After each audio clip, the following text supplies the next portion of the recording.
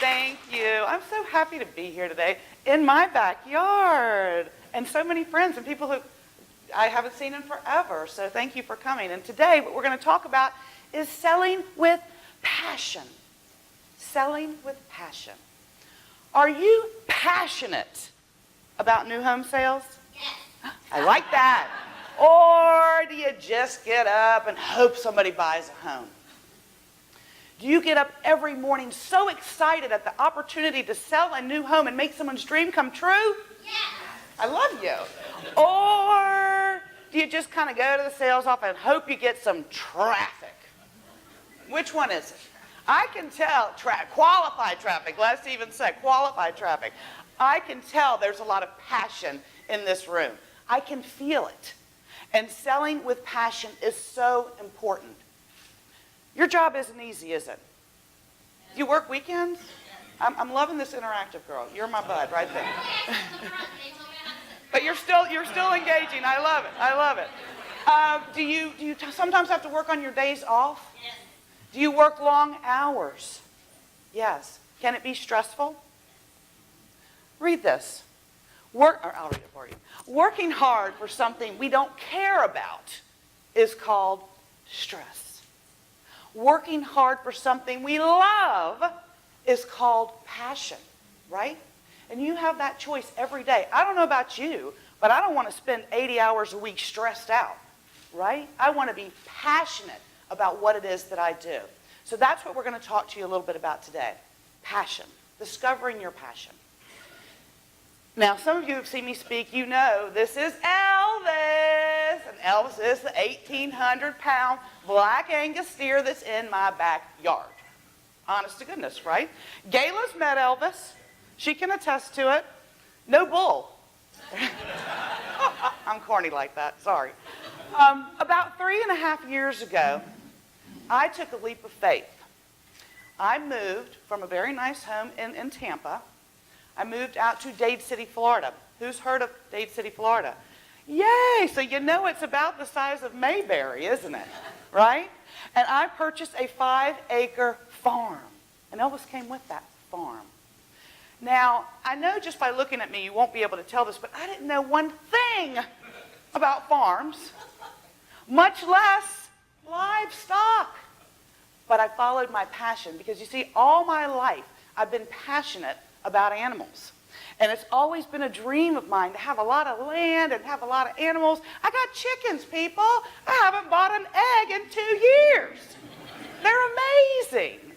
But I followed my passion. Now, in Dade City, Florida, it's not uncommon for my neighbors to have cattle. They got lots of cattle. Lots of cattle. When I go to the feed store, they'll say to me, "Hey, Missy." I'm not really sure why they call me Missy, but they do. And I say, "Hey." And they say, "How many head of cattle you got there, Missy?" And I go, "Wow, I got one." One little head of cattle, and his name is Elvis. Then they laugh, and I'm not really sure if they're laughing with me or at me. But I don't really care, because Elvis is my pet. Elvis will never end up on a plate sitting next to a baked potato, nor will he end up between a bun. He's my pet. He's in my backyard. I brush him every day, don't I, Gayla? I spray him for flies. I give him treats. I spoil an 1,800-pound steer. Yeah, I'm a little crazy. But anyway, I guess you could say I have my own version of green acres, but I'm all about the pink, so I call it pink acres. I tell you that story just to emphasize the importance of following the passion that you have in your life. You've got to be passionate. We're here for a pretty long time, aren't we? Don't we want to wake up every morning excited about what it is that we're going to do? I know I do. But why is it important for you to have passion in your job? Why? Well, a study was done recently that came up with the 5 key things that today's buyers demand, not just want or appreciate, but demand from you in the sales process. Meredith touched on some of these, but they're worth reiterating. The first thing they demand from you is that you have information. And Meredith said, what? Everybody in the universe goes to the website before they come into your sales office, right? So you need to know even more than what's on your website. You need to know what your competition is doing. You need to know about the schools, the community, everything. They are coming to you as their new home advisor. They expect you to know everything. Second thing that they demand is that you ask questions and listen. They don't want to hear the feature dumping. They want you to ask questions and listen and find out about them. Ask questions. Listen, that's the only way you can find out about them. Third, and Meredith touched on this as well, once you ask those questions and you get the information, they want you to put together a personalized and customized sales presentation that meets their needs. Personalized and customized, that is key. They also demand that you are able to offer solutions. Now, a lot of people, do y'all ever get objections in your sales office? Raise your hands if anybody's ever objected to anything you've ever done. No? Wow, you're pretty good. Most of the time we get objections, and what do? We hate them. We want them to go away. But you know what? Your buyers want you to be able to provide solutions to these objections. So let's do a paradigm shift, shall we? And say, bring on the objections, because I am the solution provider. Now, the fifth and final thing that your buyers demand, passion. They demand that you are passionate about what they do. Because do you think that they're passionate when they're coming in to buy a home? Heck yeah, man. How many homes do you buy in your life? This is a big deal for them. They want you to be just as passionate, if not more, than they are. And you know, I do the coaching and training for Melinda Brody and Company. So I have an opportunity to watch hundreds and hundreds of video shops. Anybody in here ever been video shopped? I bet a few of you have, right? I've probably seen some of y'all. I'm here to tell you that I can tell in the first 5 to 10 minutes of watching that shop whether it is going to be fantastic or whether it's going to flop. You know why? One word. Passion. I can tell if that salesperson is passionate about what they're doing, how they interact with their buyers. And if I can tell it by watching on a computer screen, what do you think your buyers can tell? Can you fake passion? Can you? Come on, my interactive girl, can you? No, you can't fake passion. So if you're not passionate, they're going to see it. And that's not good because they demand that you're passionate. Let's talk about passion for a minute. You know, the program today is called Heart of a Winner, Soul of a Champion. And of course, John Palumbo, who's speaking next, came up with that title. And I'm like, what the heck does it even mean? I had no idea. I pondered. I love being able to use that word. I pondered about it. I kind of understood that heart of a winner meant that we need to, in our heart, have the desire to achieve. Would you all agree with that? But what does soul of a champion mean? And can you just have heart of a winner and not have soul of a champion and be successful? I mean, I stayed up late worrying about these things. Not really. Anyway, then I did worry about it a little bit. But then it hit me like a ton of bricks. Passion is the difference. If having the heart of a winner is that desire to achieve, the soul of a champion is the passion that takes you there, right? And to be successful in new home sales, you do need both the heart of a winner and the soul of a champion. John, you just missed it. I gave you kudos on your title of the program. Anyway, lots of times when I'm coaching, the first question I'll ask to the sales associate is, why are you in this industry? What is it that motivates you about new home sales? They look at me like I have 15 heads and say, duh, the money. I'm in it for the money. Now, I'm all about money. I'm all about money. But if you're in this profession for the money only, you're probably not going to be in this job very long, are you? See, I would encourage you to think of the money is the financial reward, but it can't be the motivator. It can't be the reason why you're in new home sales.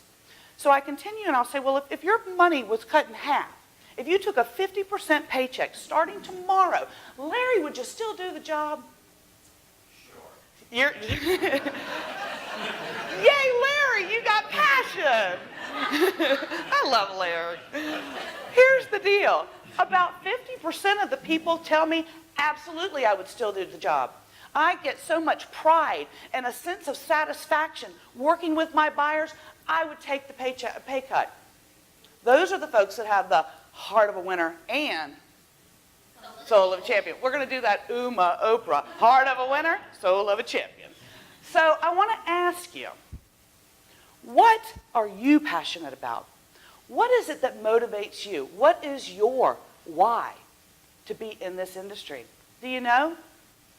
Have you ever even given yourself the time to think about it? Do you know what your why is? So let me hear some whys.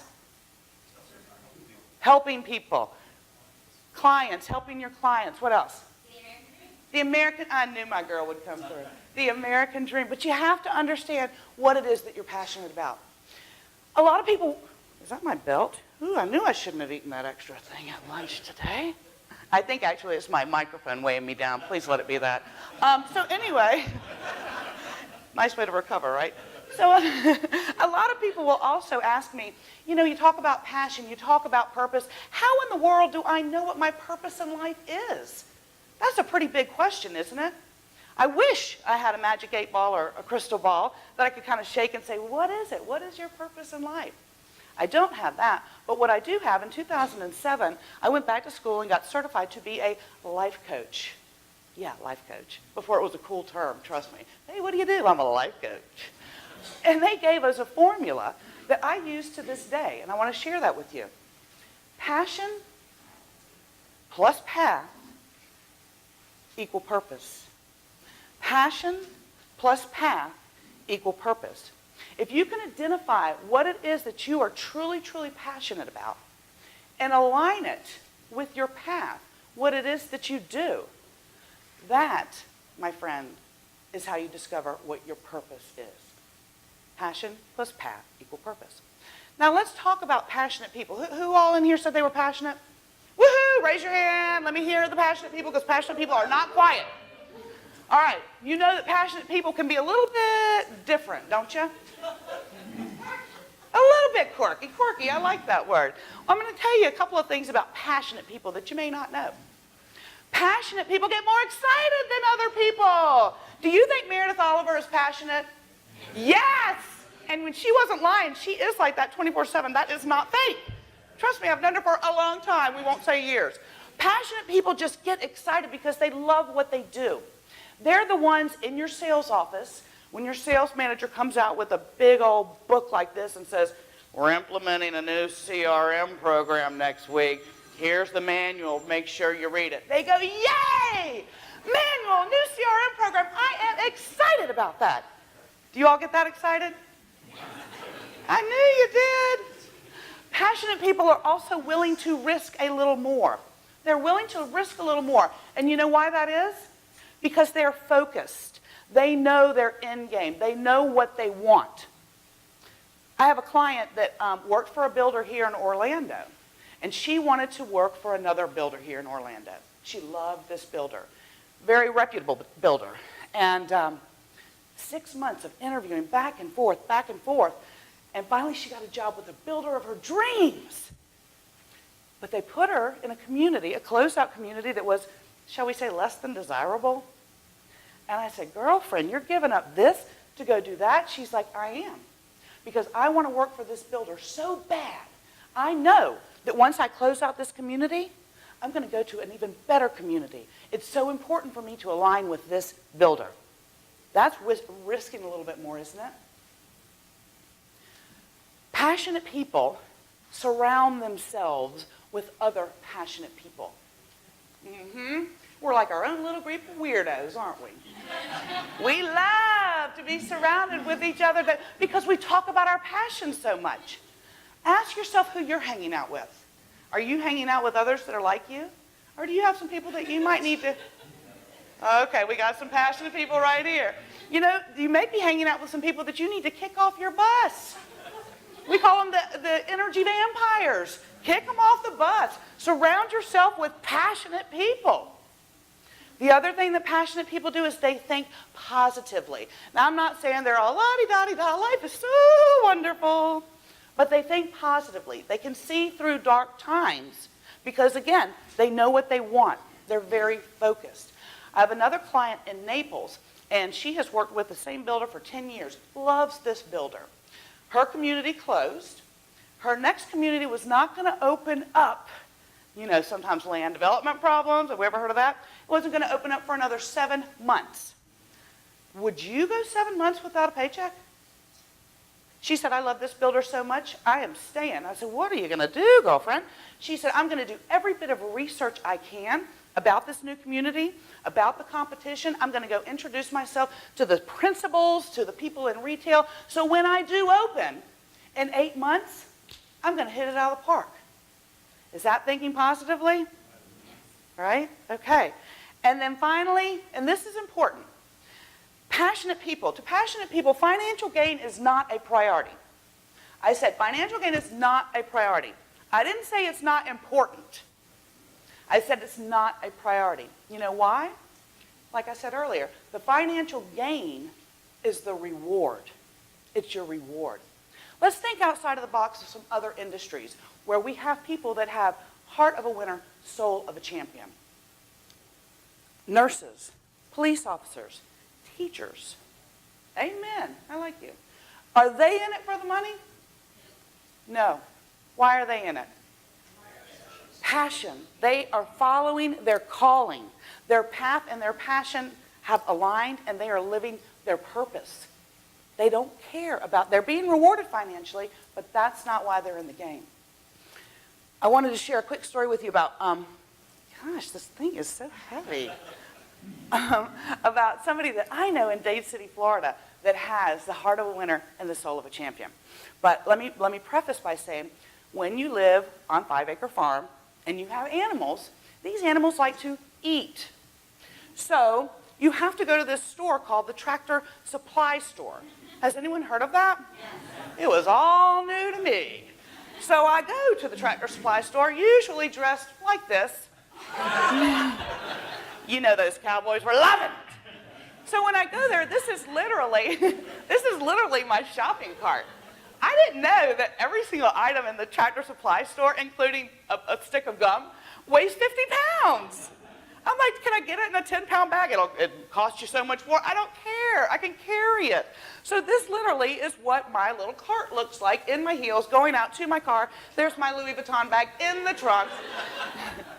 So I used to have to unload all this stuff, and I had to go to the Tractor Supply Store at least once a week. It was becoming kind of a pain in the bee. That is, until I met Joe. Oh, Joe. Nordstrom's has their personal shoppers.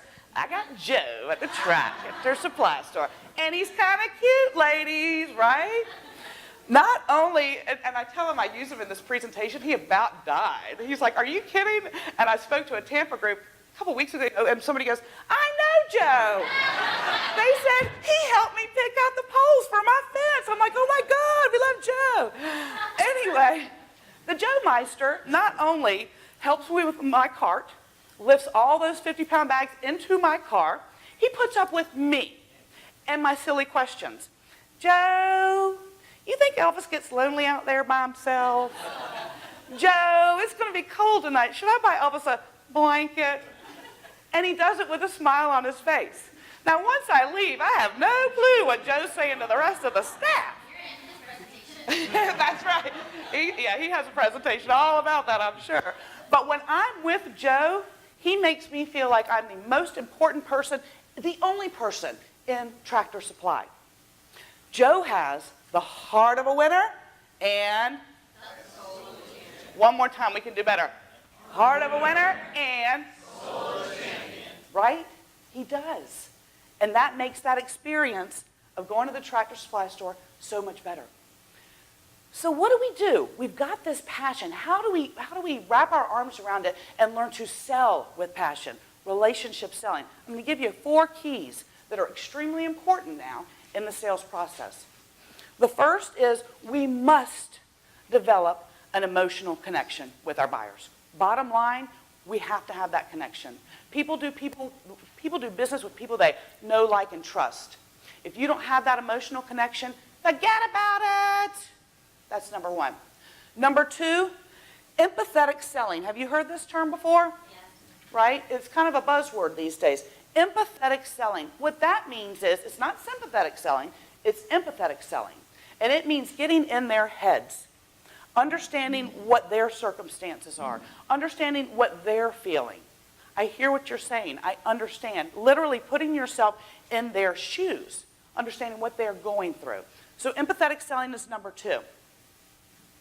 Number three is genuine interest. And this kind of goes back to passion. I tell you, I can watch and see in the video shop if they're passionate or not. This one's even easier to spot. Have you ever been talking to somebody and you're talking, and they're like, yeah, I understand. Does that sound very genuine? No. People can tell. Genuine selling, extremely important. And then fourth, you've got to discover what their buying motivator is. Buying motivator. I'm going to talk to you about 4 buying motivators. First one I'm sure you're all aware of, financial. This is what we kind of get hooked on too often. Well, they can afford it. They're in my community. Let's sell them a home. It's not all about the financial part of it, is it? Not at all. But it is a buying motivator for some. Second buying motivator, social expectations. What do they expect when they move into this community? Would the social expectations be different for a single mother versus a family of 5 versus an empty nester retiree? Very different. Or for a millennial. You have to take a look at who your buyer is. What do they expect from purchasing this home in this community? Third buying motivator is their personal situation.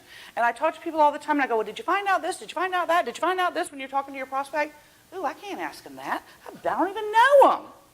Well, I'm here to tell you, it is your job to find out their personal situation. Somebody who needs to relocate into a new home next month versus somebody who's retiring in 5 years versus somebody who just got divorced versus somebody who just got married. Those have a big impact on where they buy. And it's up to you to find out what their personal situations are. And then finally, the tangible demands. This is the sticks and bricks. Are you looking for a 2-story? Do you need a 3-car garage? How many bedrooms will work? All of those are buying motivators. So don't just focus on the financial and the tangible. I would challenge you to really take a look at social expectations and personal situation. Because that's really where you're going to get your answer, isn't it? I want to share with you 3 stories of people in our industry that have really utilized these buying motivators and made a difference and have the heart of a winner and soul champion. Okay. The first is Becky. Becky is, hello? Becky is a salesperson in Charlotte, North Carolina. And she gets to know everything about her buyers, their names, their hobbies, their children's names. She creates this emotional connection with her buyers. She had a situation where she had some buyers that were closing in December. Is it fun to close a home in December usually? And they wanted to be in the house by Christmas because, he's laughing, but it's true, they wanted to be in by Christmas and they were supposed to be in by Christmas, but you know, do things ever go wrong with our closing dates? They went wrong. They ended up closing before Christmas, but it was December 22nd. Becky knew how important this experience of the first Christmas in their new home was. So she went out, she bought a Christmas tree. Again, she knew all the kids' names, presents for the kids, presents for the pets. She went over to their house and presented this to them because she wanted to make that experience so important. She really made their first Christmas special. Is that something you would do? Yes. Heart of a winner, soul of a champion. Number 2, this is Tammy. Tammy is a salesperson. You know Tammy, Johnny. She is a salesperson in Daytona Beach, Florida. Now, she is very empathetic with her buyers. Very, very empathetic with her buyers. She gets into their heads, into their shoes. She knows what's going on in their minds. She had a couple that she was working with, and the husband had late Parkinson's disease. So this was their last home that they were moving into. And the wife would oftentimes come to the sales office, and the husband stayed in adult daycare. One time she came in, the wife was leaving, and she was going to pick up the husband. It was on I-95, 6 o'clock at night, Friday night, to go pick up the husband, and guess what happened? She ran out of gas. Who do you think she called? She called Miss Tammy. Miss Tammy got in her car, got a little gas can. I don't know if she had it in the car. I would never have had one in the car, but she got one. Filled it up with gas, went on 95, and filled up the car for them. Is that something you would do? Heart of a winner? Y'all are good. And finally, this is Steve. Steve is a salesperson in Atlanta. He's all about relationship building. Everybody loves Steve. Even if you don't buy a home from Steve, you still love Steve. He had a client that was moving from New York to Atlanta, and they had flown in for a design center appointment. The appointment ran long. They missed their flight back to New York. So they were stuck at the Atlanta airport. Anybody ever been stuck there? Ain't fun. For 4 hours. On his day off, Steve went to that airport, picked them up, took them to dinner, showed them around the town, dropped them back off at the airport, and off they went back to New York. Is that something you would do? Heart of a winner. Uma, Oprah. People don't buy what you do. They buy why you do it. Very, very important. People don't buy what you do. They buy why you do it.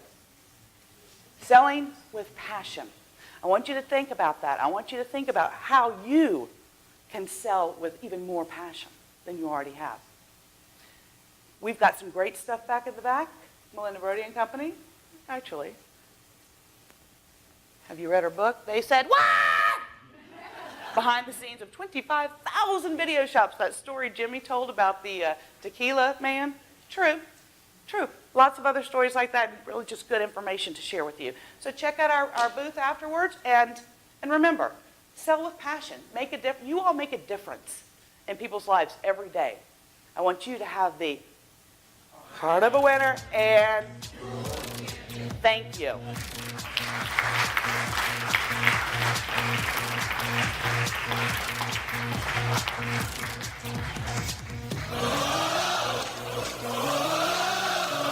Miss Leah Turner, ladies and gentlemen.